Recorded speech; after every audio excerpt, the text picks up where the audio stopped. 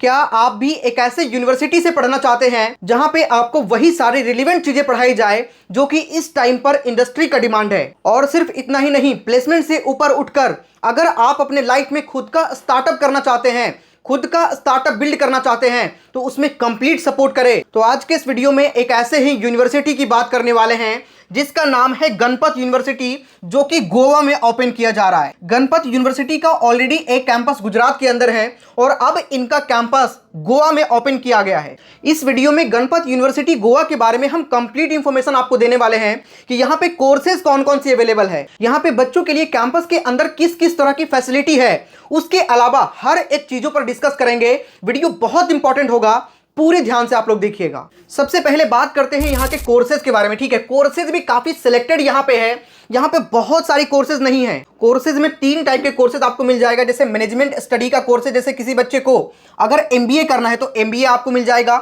MBA भी specialisation के साथ में, जैसे बिजनेस एनालिटिक्स जो काफी डिमांड में है, आर्टिफिशियल इंटेलिजेंस के साथ में करना चाहते हैं, या फिर MBA health care and hospital management के साथ में करना चाहते हैं, port logistics and shipping management के साथ में करना चाहते हैं, तो एमबीए के लिए यानी कि मैनेजमेंट के लिए ये सारे कोर्सेज यहां पे आपको मिल जाता है।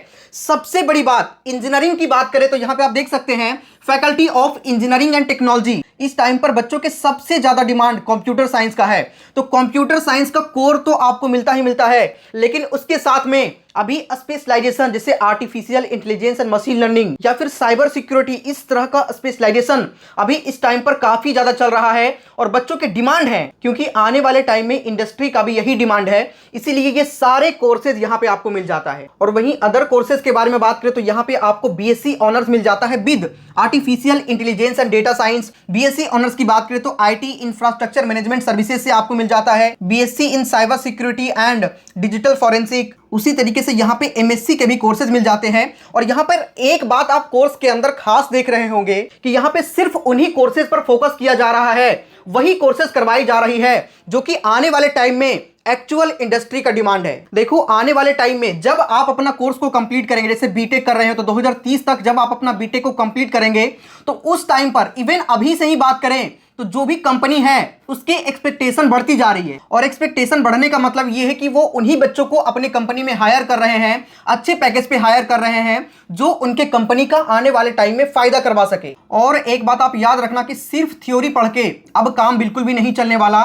थ्योरी के साथ साथ, देखो थ्योरी जरूरी है, लेकिन थ्योरी के साथ साथ आपके पास प्रैक्टिकल लर्निंग होना बहुत जरूरी है। अगर आप समय के साथ साथ खुद में बदलाव नहीं करते हैं, जो इंडस्ट्री डिमांड कर रही है, अगर आप उस पर फोकस नहीं करते हैं, तो आने वाले टाइम में आपको बहुत ही ज्यादा प्रॉब्लम होने वाली है। और जिसका इंपैक्ट अभी से दिखना स्टार्ट हो गया है। हर साल लाखों बच्चे इंजीनियरिंग करते हैं, लगभग 15 से 16 लाख के आसपास बच्चे हर साल इंजीनियरिंग ग्रेजुएट होते हैं। और इंडिया में करोड़ों की संख्या में लोग ऐसे हैं जो इंजीनियरिंग ग्रेजुएट हैं, लेकिन अगर उनमें से आप रेट देखेंगे कि कितने बच्चों का प्लेसमेंट हो पाता है और कितने ऐसे बच्चे हैं जो बेरोजगार रह जाते हैं, जिनके पास कोई भी काम नहीं है, तो ये रेट आपको काफी बड़ा दिखेगा। लगभग 90% से ज्यादा ऐसे लोग हैं जो इंजीनियरिंग करने के बाद भी उनका कहीं भी जॉब नहीं लग पाता है। और रीजन सिर्फ यही है कि उन्होंने समय के साथ साथ अपने अंदर बदलाव नहीं किया। इसीलिए जब भी कोई कंपनी हायरिंग के लिए आती है तो वो उनके इंटरव्यू को क्रैक नहीं कर पाते हैं। इसीलिए किसी भी कोर्स को करने के साथ साथ अभी इस टाइम पर आपको प्रैक्टिकल लर्निंग पर पूरा फोकस करना चाहिए। और खासकर अगर आप इंजीनियरिंग से रिलेटेड कोर्सेज कर रहे हैं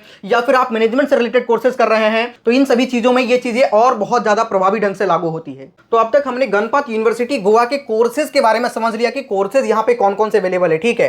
अगला बात करते हैं फैसिलिटी एंड फैकल्टी के बारे में। तो अगर इस कैंपस के इंफ्रास्ट्रक्चर की बात करें तो कैंपस काफी ग्रीन है, ठीक है। बहुत ही बेहतरीन कैंपस बनाया गया है। इवन प्रॉपर गोवा में ये कैंपस बनाया गया है, जिसके अंदर smart classroom, AC seminar hall, 24/7 library की फैसिलिटी अवेलेबल है, हॉस्टल्स वगैरह हर एक चीज आपको कैंपस के अंदर मिल जाता है। और सबसे बड़ी बात यहाँ के प्रोग्राम्स में, जो कि कोर्सेज मैंने आपको बताया कि 12 से ज्यादा ऐसे स्पेशलाइजेशन वाली प्रोग्राम यहाँ पे आपको मिल जाता है और 100 से ज्यादा इंडस्ट्री पार्टनर्स इनके हैं जहां पे बच्चों का प्लेसमेंट होता है। तो ये सारी चीजें इनको अन्य यूनिवर्सिटी से अलग बनाती है। Smart classroom in the sense, कहने का मतलब ये है कि state of the art learning environments with modern technology. यहाँ पे जो आपको लर्निंग दी जाती है वो मॉडर्न टेक्नोलॉजी के साथ में दी जाती है। सबसे बड़ी बात कि बच्चों को यहाँ पे बेहतरीन तरीके का एक्सपोजर मिलता है, जैसे कोलैबोरेशन स्पेसेस है जिसमें modern spaces design for group work and innovation, fitness and sports की फैसिलिटी अवेलेबल है, जैसे जिम वगैरह आप देख सकते हैं, स्पोर्ट्स की पूरी फैसिलिटी है फॉर फिजिकल वेलनेस। कैंपस के अंदर आपको हाई स्पीड इंटरनेट और वाईफाई की पूरी फैसिलिटी मिल जाती है,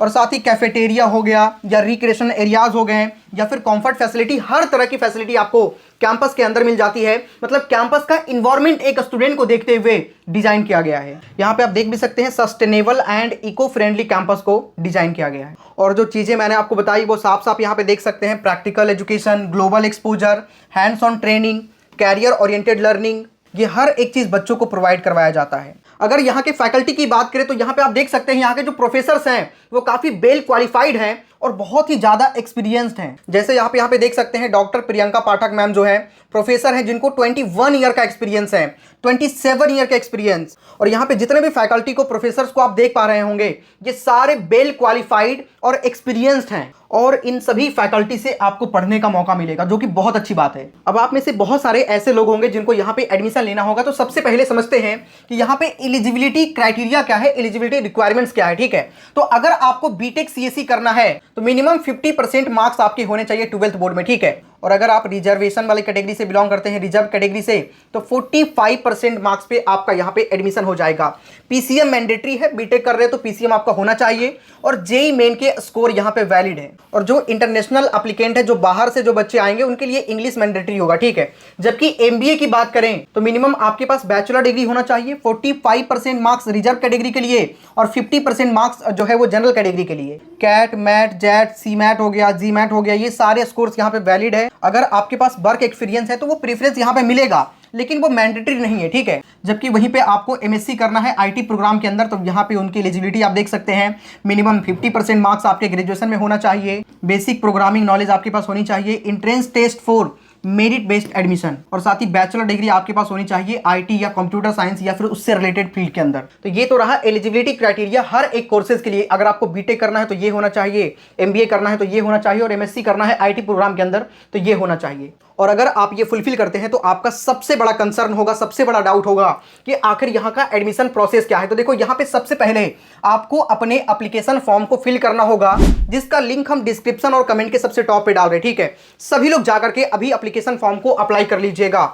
ऑनलाइन रजिस्ट्रेशन आपको करना होगा, साथ ही एप्लीकेशन फॉर्म को फिल करना होगा। जैसे ही आप एप्लीकेशन फॉर्म को फिल कर लेंगे, एक मिनिमम जो कॉस्ट होता है एप्लीकेशन फॉर्म का, वो आपको फी पे करना होगा। फिर आपका एलिजिबिलिटी का वेरिफिकेशन होगा और आपको ऑफर लेटर आएगा। ठीक है, फिर जो एडमिशन आप लेंगे तो एडमिशन का फी पे करना होगा, उसके बाद कंफर्मेशन आएगा, और उसके बाद आपका रिपोर्टिंग के लिए आपको कैंपस के अंदर बुलाया जाएगा, यूनिवर्सिटी बुलाया जाएगा, और उसके बाद आपका एनरोलमेंट कंप्लीट हो जाएगा। तो ये बहुत ही बेसिक सा प्रोसेस है, कोई हार्ड प्रोसेस नहीं है। तो सबसे पहले आपको इसके एप्लीकेशन फॉर्म को अप्लाई करना होगा। ठीक है, एप्लीकेशन फॉर्म अप्लाई करने का लिंक हम डिस्क्रिप्शन कमेंट के सबसे टॉप पे डाल देंगे, सभी लोग जाकर के अभी फॉर्म को अप्लाई कर सकते हैं। सारी प्रोसीजर आपका फॉर्म अप्लाई करने के बाद ही स्टार्ट होगा। ठीक है, तो जैसा कि मैंने आपको बताया कि यहाँ पे फुल्ली प्रैक्टिकल लर्निंग आपको मिलता है, और साथ ही जो स्टार्टअप करना चाहते हैं उनको ये यूनिवर्सिटी सपोर्ट भी करती है।